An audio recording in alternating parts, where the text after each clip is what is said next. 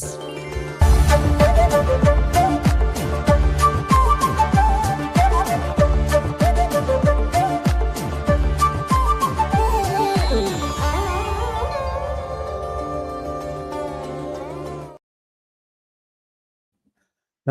For some reason, the clip did not play, but I'm here and so is General Shankar.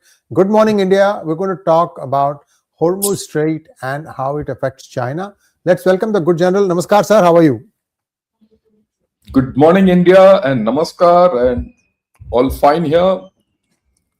I think things are moving okay toward in the Hormuz Strait, and China is finding it difficult. So that's what we're going to discuss. Yes, sir. Over to you. Yeah. You know, a lot of people said the Hormuz is going to be, this whole story, China will benefit and all that. This is the effect on Hormuz on China. You see that little dragon, how it's gone down, and that's where it is. It's gasping for breath. And I'm putting it up front. But first we'll go into the Hormuz Strait and see what's happened there, what's happening. This is the traffic over the past 50 days. And you look at it here, yesterday, despite all that, there were 8 crossings. Right? A lot of talk about the Chinese tanker which has run the blockade and all that. But from what I could make out, it's not been allowed to go. It's gone back. Okay.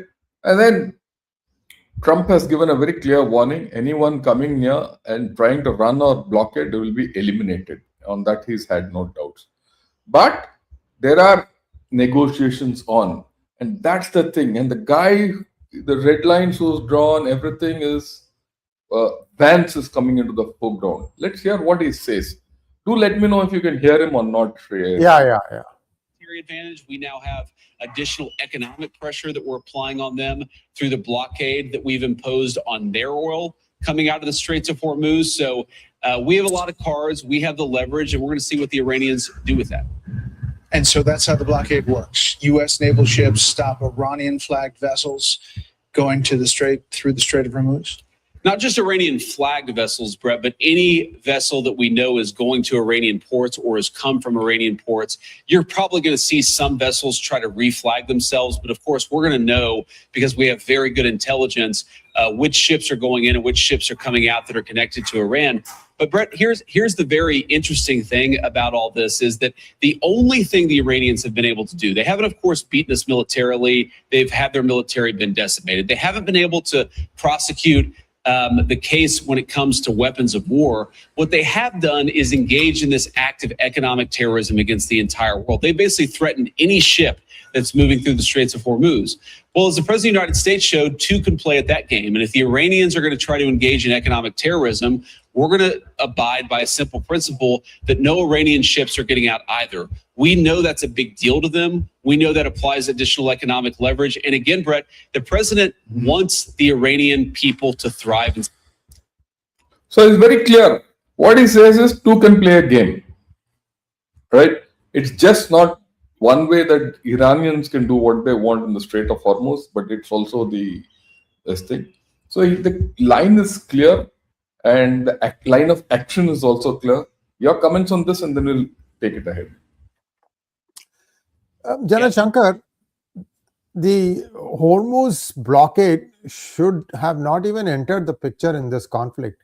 Why didn't the Israelis and the Americans plan it in such a way that they could not block the Hormuz Strait before they even, did a little thing? I'm just curious, sir. From a military perspective, would that not have been the wiser choice? Look, I've always been saying that would have been the best choice. They should have,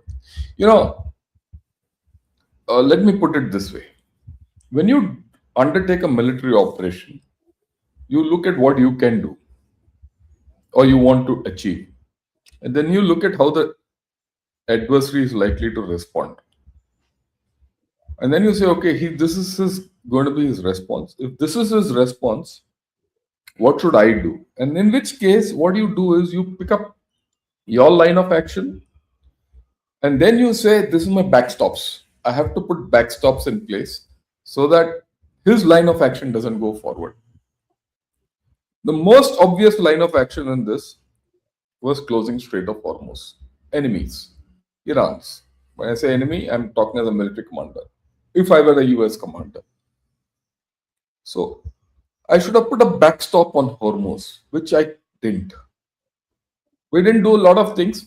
We should have had ground troops. I've always felt that if you want to change political situations, you need people on ground. Okay. So you need to do this. Even now, I'm sure, you see, all this is happening. Please understand. We are into 15th of April. Okay. The blockade of Iranian ports is on. This is what Central Command has said. Okay. But more importantly, something else is happening of which Iranians are worried. Troops have come in. By now, I'm sure the USS Boxer team is in. They're not talking. Some parts of the Marines are also in, not talking. The moment ground troops start appearing, they create options. And that's what has happened in this case. And that's why Iran is now starting to realize, of course, the blockade will have its effect. There's no doubt about it. And then Iran is saying, we are losing $250 billion, $70 billion so far, and for reparations and all that. No one's going to give them reparations. But what they're aiming at is to present a bill to the US so that their frozen assets can be released.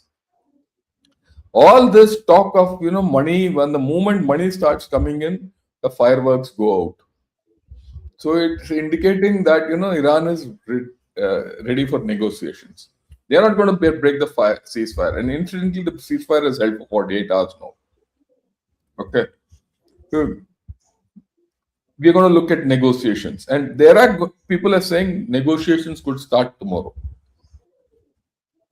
In which case, we can talk of all this in the three good generals, right? Negotiations and what is the thing. So this is very strong. And this indication has come not only from Al Jazeera, it has come from many sources. Oh, even Trump has said Trump himself. President Trump himself. Yeah. Okay. And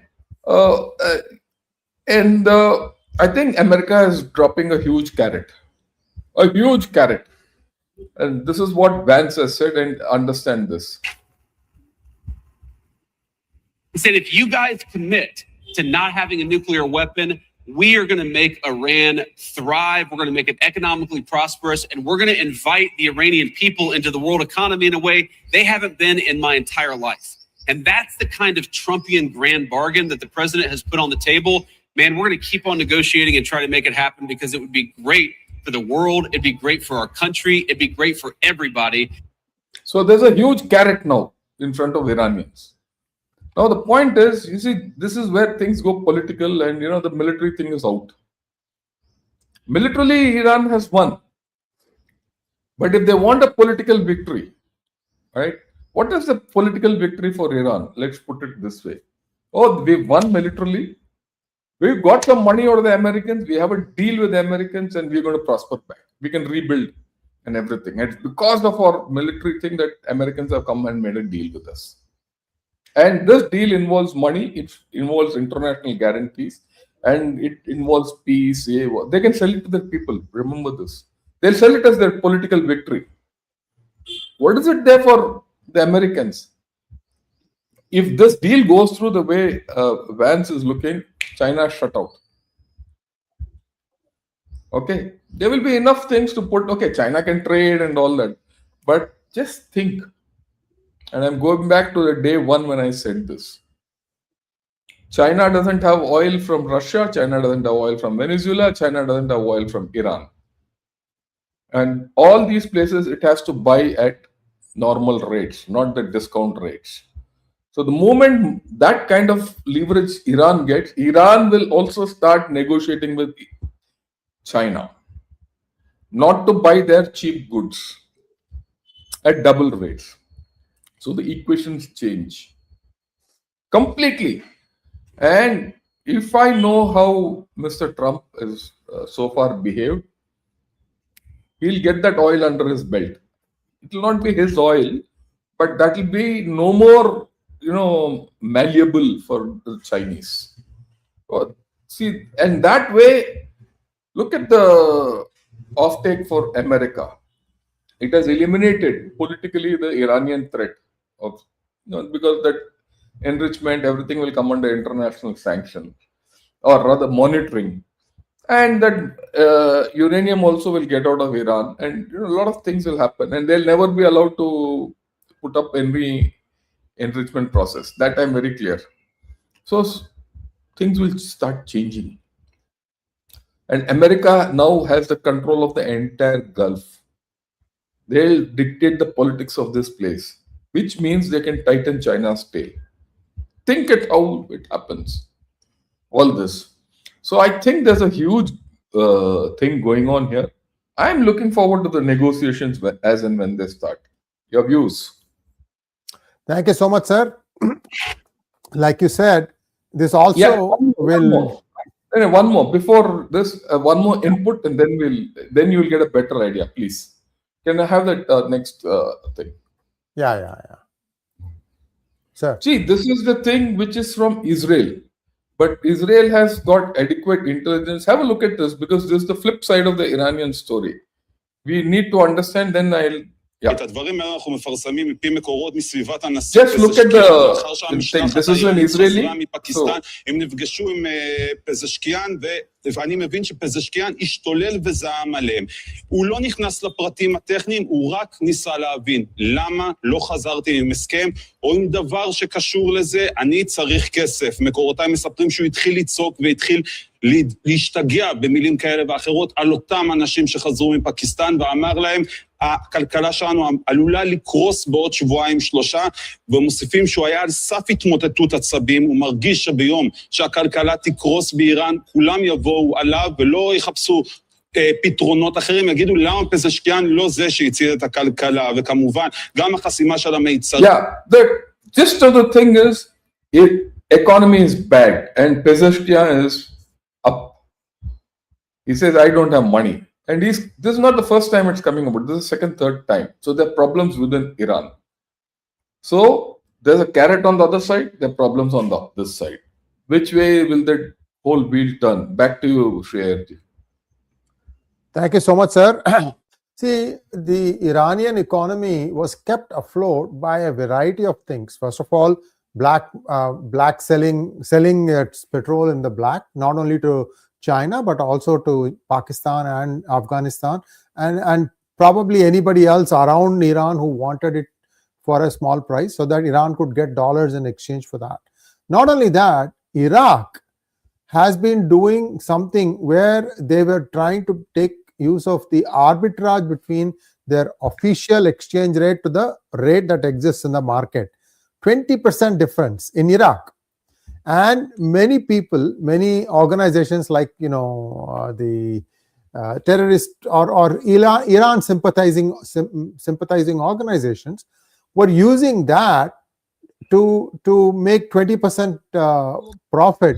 And then again, they were getting the money back in dollars. And those dollars also were going into Iran.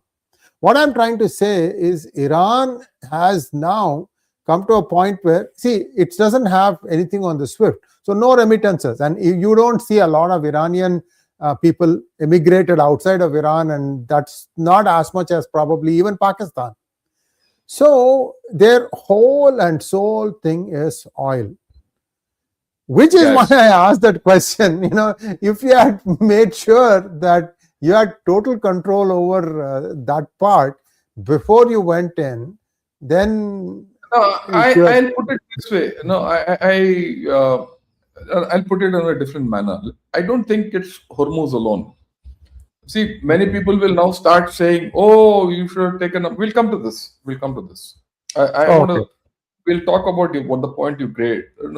Hormuz alone and all that. No, I think in a way, look at it from an economic point of view. Iran has been hammered. Their major export was steel. That's gone off the table. Their major export was petrochemicals, gone off the table. Their major export was LNG, gone off the table. Oil, gone off the table. A lot of these other, their industry, gone off the table. That has been achieved by this incessant bombing. Okay. That combined now as an aftermath with the Strait of Hormuz is producing an effect of collapse. of the economy internally, which is coming out.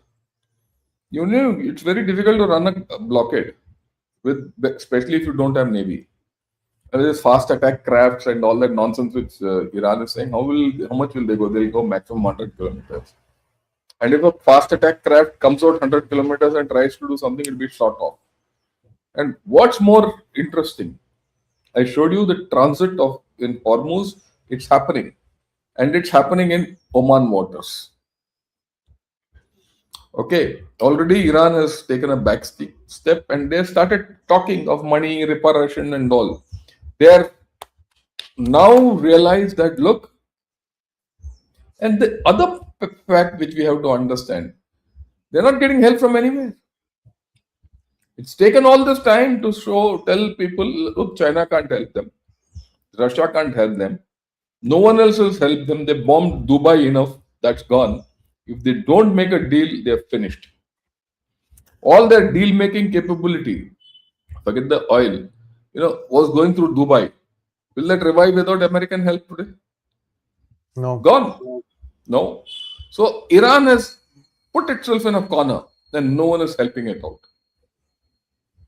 Right? So if this regime doesn't make a deal today, they will have to face the wrath of their own people.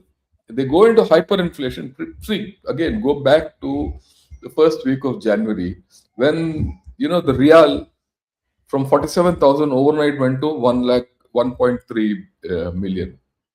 People were out on the streets in the 6th, 7th day. Will that happen again if there's hyperinflation? Likely. Then where does this regime go? They want power. All the businesses are with them. Money speaks. And now money is speaking. Right? This is my view. I mean, you can have a view on this, this thing, and then we can go ahead after that. Sir, money is what makes the world go around. Sir, the other thing is UAE has threatened to freeze 40 billion of assets of people who are high net individuals in Iran. Who would they be? IRGC leadership? Naturally. Yeah. So, I mean, this was at least a week ago that we heard about this. And I am kind of surprised that they want to still continue this path. What are you fighting for? If you didn't care about money. I don't think they're fighting anymore. Now they want a deal. They want a deal. That's all. The deal. The whole story is now about the deal. That's the way I look at it. They don't have any appetite to fight anymore. Sir, another thing I heard is that वो meeting में हाथ पैर चल गया. That will leave it. Those are things which we will not this thing. So we'll not. I don't think. Let's get back to the. Yeah. So and Pakistan has offered to host a second round, and after that, Xi Jinping has now put forward a 4-point proposal to promote Middle East peace, and this is by Xinhua. This is an extract from Xinhua. The first thing is all nonsense because the MBZ has gone to China to meet him. And what are his 4-point great proposal? Principle of peaceful coexistence, principle of national sovereignty, principle of rule of international law, international rule of law, and coordination of development and security. Now, this is funny coming from China. China is talking of international rules when it has not followed any rule. Remember that, right? When when they took over the South China Sea virtually, those islands in the South China Sea and all, where did those international rules go then? What about peaceful coexistence? How did they do it when they came into India? Repeatedly 3 years back. They came in Demchok, they came in, Eastern Ladakh, they came in Yangtze. Of course, now they have, for the past 3 years, after getting a good kick on their backside, they've gone back. What national sovereignty this chap is talking of? Does he, just 3 days back, he put out Chinese names of places in Arunachal Pradesh. At that time, he didn't think of national sovereignty of India. So this is a thing. This is like that Panchsheel agreement. Despite the Panchsheel agreement, the war took place. So we leave it at that. But I must bring it out. And overall, this is a very weak statement in the international media. No one has even bothered about it. It came and it has vanished. And this is the thing of China. China's influence is going. No one is interested. Okay, least of all, USA. On the other hand, look at it. Mr. Modi and Trump spoke yesterday. What does Mr. Modi say? Received a call. He's got the call from President Trump. We reviewed the substantial progress, 𝗥𝗚𝗍 a lot. And we committed to further and strengthen our comprehensive global partnership, discuss the situation in West Asia and keeping Strait of Hormuz open and secure. See what we have achieved. You come to know where China is and where India is by this. Mr. Trump calls Mr. Modi. Mr. Trump doesn't call Xi Jinping. Xi Jinping puts his 4-point proposal. No one even acknowledges it. On the other hand, one day before this call happens, the Iranian ambassador in India says, "Thank you, India, for everything you have done."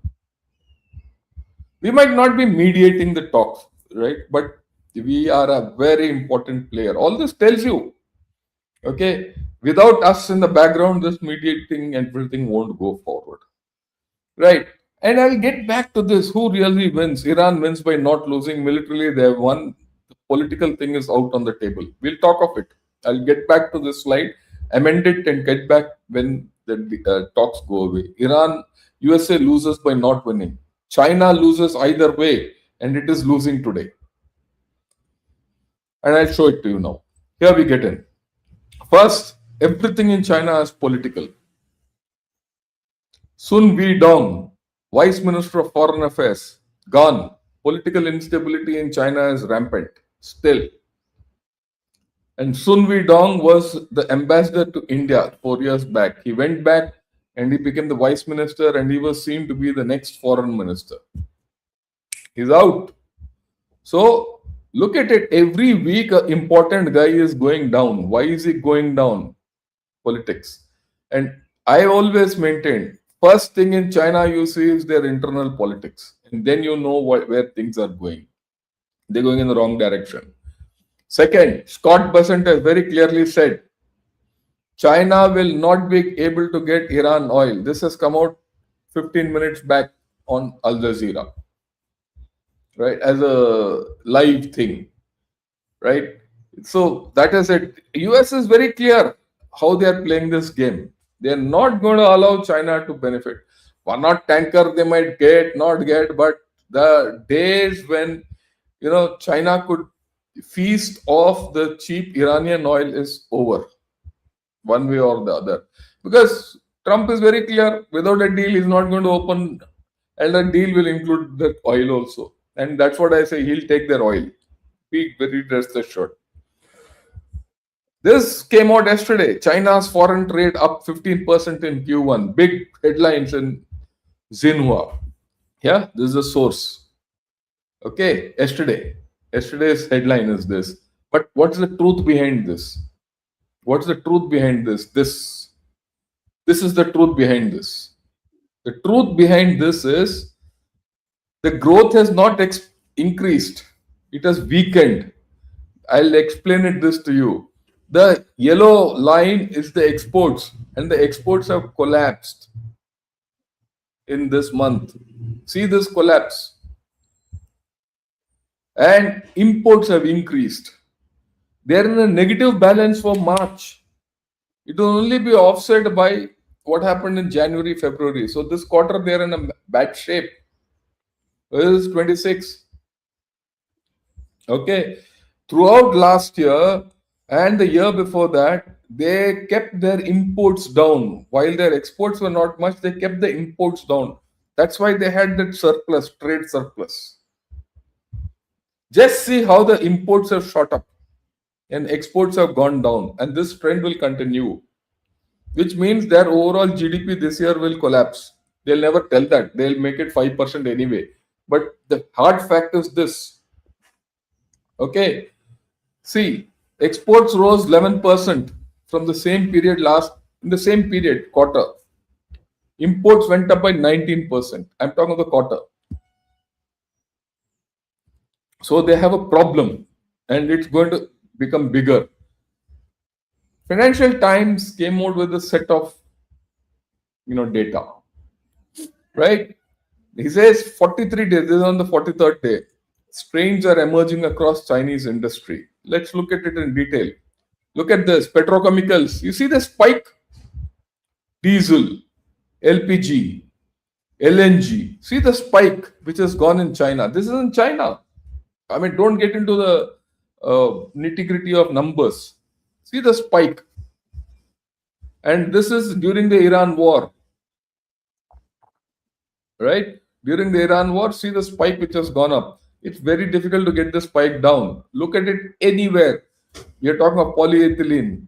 We are calling polypropylene, methanol, petroleum, benzene. Any commodity you take, see the spike. So that is why China's import bill has gone up. It has gone up huge. Why the costs have gone up? Okay. China will not get cheap imports anymore, which they were getting earlier. See the effect which is having this Hormuz story is having on China. These are hard facts. And alongside this, something which started 3 years back has started kicking in. And this is the interesting part. Smartphone imports from China have collapsed from 90% to 25% in USA. Okay, they 1 minute. Let me see. Yeah, sorry. Now have a look at this. You see, in this is the period in 22, 90% used to come. This blue one is now. Blue one is today. 75% of smartphones come from India and Vietnam and other places. And only this thin line comes from China. Very smart way of representing. It is, look at this. Look at the flip. Smartphone imports ex-China and China. No one, in other countries go and buys Apple iOS. Nigeria and Kenya and Central African Republic, no one is going to buy an iPhone. The iPhones will be bought where? In big countries who have money, right? And this is in USA. Not only that, PCs, personal computers, they are all gone. Now people are buying from outside. So that strategy of decoupling from China, which started at COVID, is now kicking in. So you see the combined effect of what's going to happen post Iran conflict after the settlement and what had started earlier. They are now converging. We'll get the data as we go along. Okay, we have to now stop understanding or stop believing Chinese lies. Now, if this is not enough, look at this. And this is from 𝗥𝗘𝗙. This is from, this is not 𝗥𝗘𝗙, this is from 𝗥𝗙𝗐. 𝗥𝗙𝗐 and 𝗥𝗘𝗙 are the two major economic portals. And we are talking of 10th April, not very far back. First quarter car sales have gone down by 17%. Why? China is not able to handle their subsidies. The moment the subsidies have been taken off, they have become costly. Everything China is costly and they are not competitive. So sales are falling. Okay. If things were not this thing, this is something which happened yesterday. BYD, Shenzhen goes up in flames. First, I thought this is something happening in, Iran, that something in Iran has got bombed. No, but this has happened in the BYD factory in Shenzhen. So let me see. You see this clip? See this, it's in Chinese. It's come in Weibo. So this is, what the Americans couldn't achieve in Iran by bombing all that, the Chinese have done it on their own. some fire. The whole factory of BYD is, I think, gone. And this is from okay. So things are bad.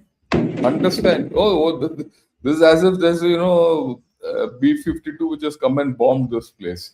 That's the kind of sounds which are coming out from China. Okay, and people are cancelling orders. All these are Chinese sources. I keep repeating this. There are trolls today who are saying, there's one joker, 𝗔𝗍. He's from China. He keeps coming whenever I talk China. The moment something headlines comes China, this fellow will come up. Okay, I know he's from MSS or something like that. Okay, so as per their headlines, it says how Hormuz oil crisis is hitting transport and manufacturing. Then people are saying, why investors should beware of China as a safe haven. People are now, see, the stock guys and the market people and all are saying, oh, there's a crisis in Iran, go and spend and go and buy Chinese shares and all. Their own people are saying, if that happens, you see what will happen is, people will buy Chinese shares, they'll not pay off, they'll take money off and the Chinese market will collapse. They're worried. Okay, he says, while there is reason for optimism, the ceasefire in Iran remains tenuous and the return of inflation is not the kind China wants to see. Let me explain this. China has been under deflation for the past 3 years. Deflation. Suddenly the prices have gone up and the inflation has gone up. Logically, for any economy, you'll agree, to progress, you need a bit of inflation. But that inflation can't be driven by inputs. That inflation has to be driven by consumption. Right? You're producing something, people are consuming it, so you increase the price and you be happy. That's not happening in China. It's the other way around. The input costs have gone up. I've shown you the industrial inputs, how prices have gone up. As a result, things are becoming costlier. People can't afford it, so the sales are falling. And this is the problem which China has. And it's not going to get away because China has come to a state where it cannot subsidize anymore. And all the Chinese firms in Hungary are facing a problem, a political issue. And if this is a recurring thing, wherever China has prospered due to local politics, when the government has changed, it's gone. We've seen that in Bangladesh, we've seen it in Maldives next to us, and other places also. We've seen it in many places where China, the new government comes and it starts renegotiating with China and says, sorry, we can't afford you. We've seen this in a major way in Argentina. Okay, even tea drink shops are going in for involution. Anything in China is under involution program. What is involution program? Reduce the prices to get the market, and the cutthroat competition of price reductions is going on. I mean, if this is the status, and mind you, this comes out of a headline from South China Morning Post. How do I know tea shops in China are facing a cutthroat competition? That means that guy here, he'll say, I'll sell tea for you or whatever the related stuff is for 10 rupees. The other chap says 9 rupees, come to me. Then how they're cutting each other. That's the thing. And this is a national character of China. They'll cut anyone's throat to get profit. They'll cut their own throats. That's how it is. And now China has started imposing rules to block foreign companies from decoupling. Very important. So any foreign country which is now trying to decouple from China, it's not being allowed to do so. So back to you, Sree Iyer ji. This is where China is. China is suffering. I've done with my presentation. All yours. We can discuss. Thank you, sir. China has had capital controls for several years now. American companies who are trying to, trade in China. For example, you take a gas company like Chevron. I'm just saying an example. If Chevron made a profit selling petroleum products, and so on and so forth, the profit made in China could not be repatriated. This has been going on for a few years now. And it's believed that some of the really, really heavy FII, like the top three, right? State Street, Vanguard, and BlackRock, they kind of threatened and they took their money out. But below that, pension funds, companies in the Fortune 500, they are stuck. They are unable to repatriate their profits. So what happens is, inside their accounting books, that puts a pressure, because what happens is they can't use the profits from here to go back and maybe invest in local R&D or something of that nature. So it's becoming a problem, and so far people have been staying quiet, because overall, like for example, if you take energy industry, things have been not too bad. But anything and everything, dollar outflow is being frowned upon. It's been going on for a while. So I don't know how long. I mean, China is going to collapse under its own weight, because it's such a huge economy. The economy is not from consumption, but from exports, just like Germany is. Why is Germany in so much trouble? Germany cannot consume. Export-oriented economies. Yeah, they can't consume what they are making. They need to sell in market in dollars and sell it in the United States. China needs to market in dollars and sell it in the United States, and so on and so forth. So China is, to me, they really don't have a way out of this, General Shankar. Marshall Plan maybe, but for that, a lot of things will have to go bad, and many companies from US will start having a bad balance sheet on their balances, and that will probably create something like that, I think, too. But then by the time, either US can break it up into 5 or 6 parts and say, okay, we don't want you to be so big anymore ever again, that sort of stuff, or China will try to wage war, and again they will lose, and it will be even faster then. At least here you can have a soft landing, sir. I go with you completely and on this issue. And today what I've done is I've examined China and the effect of Hormuz Strait on China. But how am I interested in China? Let me put it this way. I'm not interested in China. China can go to hell. But how does it affect me? Yeah. What is China doing India? What is the equation which is going to happen after this? That is more important. And we'll discuss that tomorrow. I mean, on the morning, if you this thing. The India-China thing is more important for us as Indians. Yes. Right? Yes. Why are we discussing China? Because how does it affect us? And how it affects us, we're going to discuss tomorrow. Right? I mean, I'm sure. Anything else you have? Otherwise, no. We have a few questions, and then we can go for the questions. Actually, there's only one. Abhishek Trivedi, thank you so much. Respected sir, long back you said 𝗘𝗙𝗙𝗏. Yeah. Yeah, it is. There's no doubt. 𝗘𝗙𝗙𝗏. Yeah. So that brings us to a close of today's program. We'll meet you again tomorrow at 9 a.m. IST. Thanks once again, sir. Namaskar. Thanks a lot.